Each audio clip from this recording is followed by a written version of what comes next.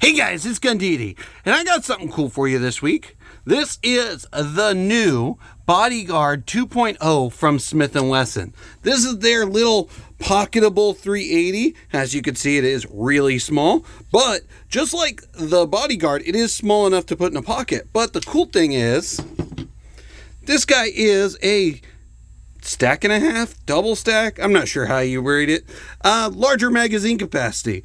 Standard mag is 10 rounds, and you get a secondary mag in the box, and it looks like it's 12 rounds. That's pretty cool. But, you know, when I first saw Smith&Wesson introduce this, Jesus, this is hard to do on camera. When I first saw Smith&Wesson introduce this, it looked like a huge gun. I mean, when you look at it just like this, it looks like it's about the same size as a shield, right? Till you get a hand in there for perspective.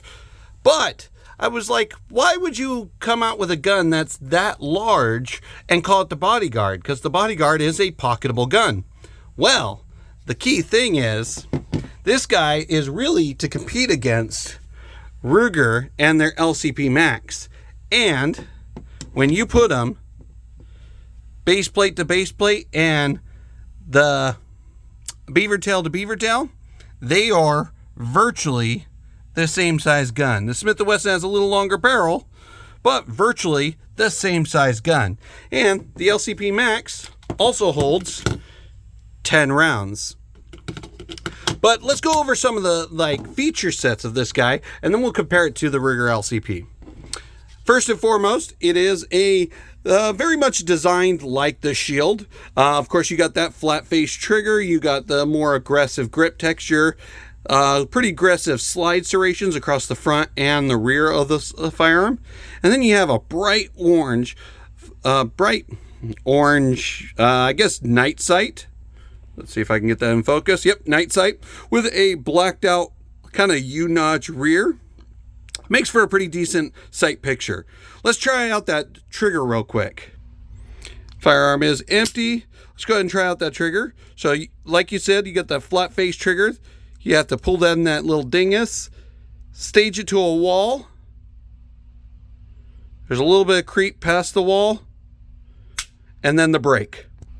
See that reset?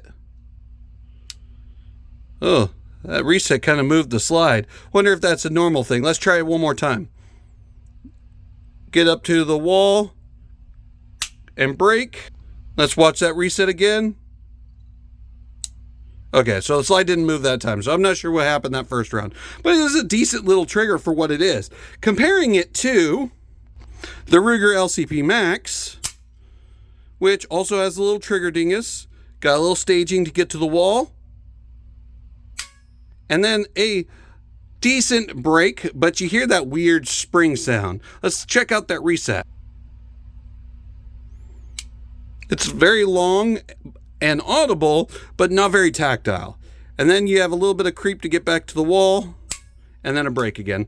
Not a bad trigger, but if we're comparing apples to oranges, I'm going to say that Smith&Wesson trigger is just a little bit better, a little bit nicer. It is a slightly more modern gun, so kind of makes sense. Ergonomically, I'm going to say that this Smith&Wesson is actually pretty comfortable. I have decently large hands, and I can get almost a full grip on this firearm. Compare it to the LCP Max, where realistically I can get 2 unless I have a finger extension. If I put the mag into it, this is the flush fit mag, I'm still only getting 2 and kind of hanging that pinky. While if I put the mag in the Bodyguard, I almost have a full grip. Like my pinky is just barely hanging off the bottom, which makes it nicer for us guys with larger hands. Something still very pocketable like the LCP Max, but you can get a nice full grip. But you do lose on space inside the trigger guard.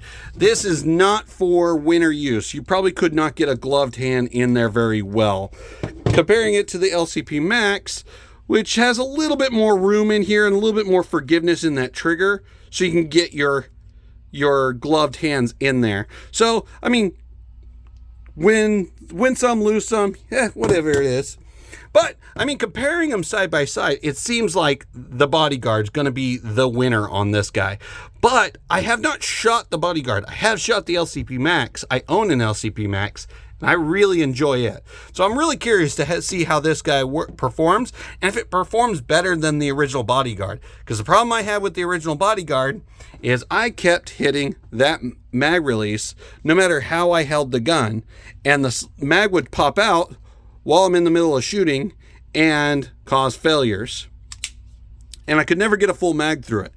So I'm curious to see how this works. It seems like it's a little tougher to actually actuate that mag release, and it's got a little ridge to protect it. So I don't think that's going to be an issue with this version. But it is something to point out that the old version, for me at least, had that problem. But it's definitely pretty cool. One last thing I want to check out is how it feels with that mag extension in there. So we got the full mag extension in there. It's kind of got more of like the Shield Plus grip length now. And you get a full firm grip. So this would be a good range setup here. Or, you know, of course as a backup mag. But yeah, it's definitely a cool little pistol to check out. But in my opinion, the Bodyguard 2.0 is a better version of the Bodyguard just in aesthetics alone. And the form factor of being able to hold your whole hand on it is pretty impressive. I will say, if it shoots well, this gun will probably outperform the LCP Max. But that's my opinion. Guys, let me know in the comment sections. Would you get a Bodyguard 2.0 over the LCP Max? Let me know in the comment section, and like this video if you like these types, and share it to friends. Guys, this is Gun Deity, and this is my quick countertop review of the Bodyguard 2.0.